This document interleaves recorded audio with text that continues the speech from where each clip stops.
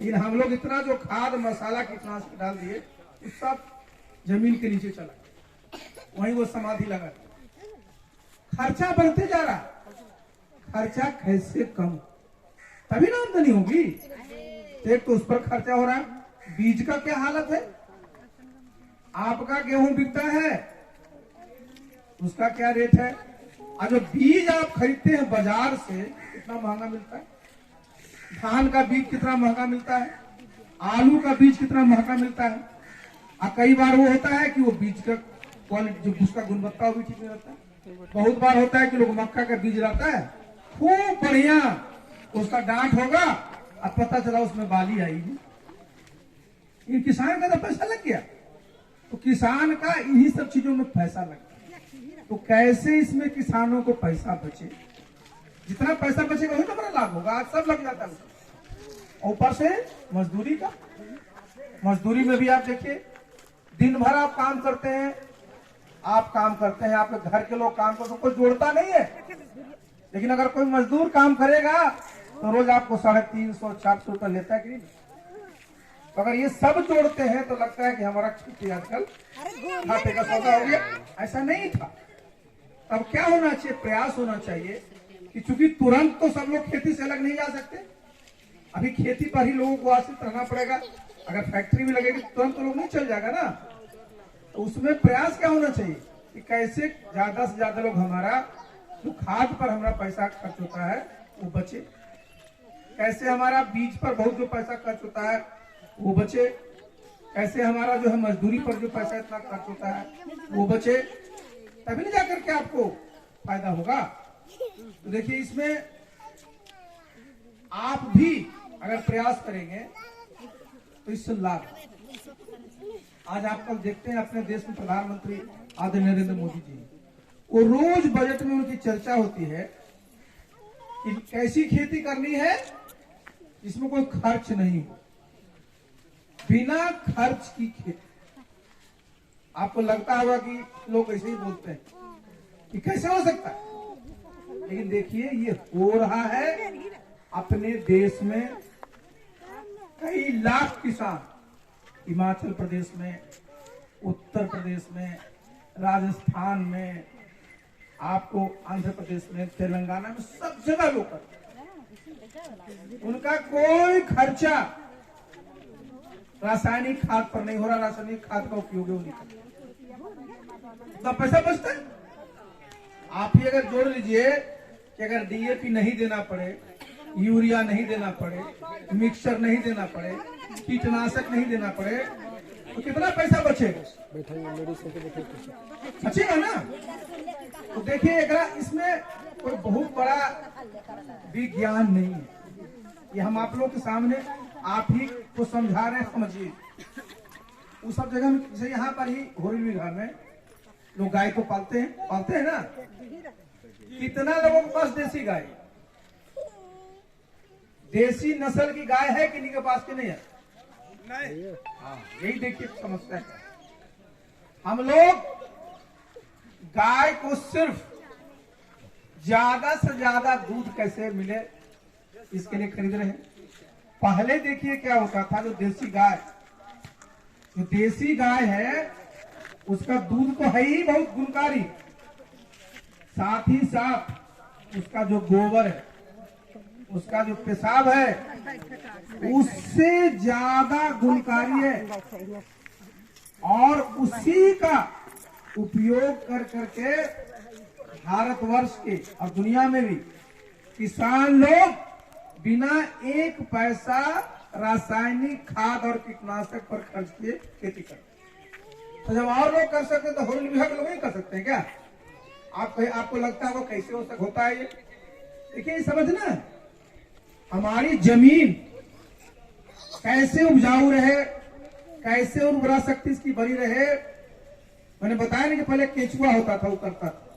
पहले लोग खाद देते थे, नहीं देते थे। आज से 50 साल पहले लोग खाद देते थे, नहीं देते। कंपोस्ट यही सब देते थे। तो ये देखिए जो गाय का गोबर है ना, देसी गाय का गोबर, जरा समझिए, समझ करके लोगों को समझाइए, समझना है। देसी गाय का गोबर जो होता है ना, जिसको आप सब लोग निपते हैं, अपना देवी देवता की पूजा सब में करते हैं। 1 ग्राम गोबर तुझे 1 ग्राम कितना कम होता है, तो ग्राम में 300 से 500 करोड़ तक छोटा छोटा कीड़ा होता है जो आंख से नहीं दिखता। 300 से 500 करोड़ जो हमारी जमीन को उपजाऊ बनाने में काम करता है। आई जो जितना जर्सी गाय है ना, ज्यादा लोग अब जर्सी पाले हुए हैं, तो जर्सी गाय में जो गोबर है ना और देसी गाय में फर्क इतने है कि देसी गाय जो है वो 300 से 500 करोड़ 1 ग्राम में, और जो जर्सी गाय है उसमें 30 से 40 लाख फर्क। आप देखिए, ये 30 से 40 लाख और वो 300 से 500 करोड़। एक दिन में आप देखते हैं कि देसी गाय कम से कम 10 से 12 किलो गोबर को जरूर देती है, एक दिन का गोबर। उसका जो पेशाब है दिन भर में वही 10 लीटर से कम नहीं देती है। हम लोग देहात में उसको समझते ही नहीं है। ऐसा बनाना चाहिए वो, जहां पर आप गाय को बांधते हैं कि पेशाब एक जगह इकट्ठा हो। वो देखिए, दूध से भी ज्यादा महंगा, ज्यादा कीमती चीज है। अब एक दिन का गाय, एक देसी गाय का गोबर और एक दिन का देसी गाय के पेशाब, ये दोनों को मिला लीजिए एक जगह। अब फिर जो है घर में अपना सबका बेसन है, चाहे चना का बेसन है, मसूर का बेसन है, अरहर का बेसन, किसी भी दाल का बेसन, ओरा में 1.5 किलो डाल दीजिए। और 1.5 किलो जो है उसमें मीठा मतलब रावा गुड़ उसको डाल दीजिए।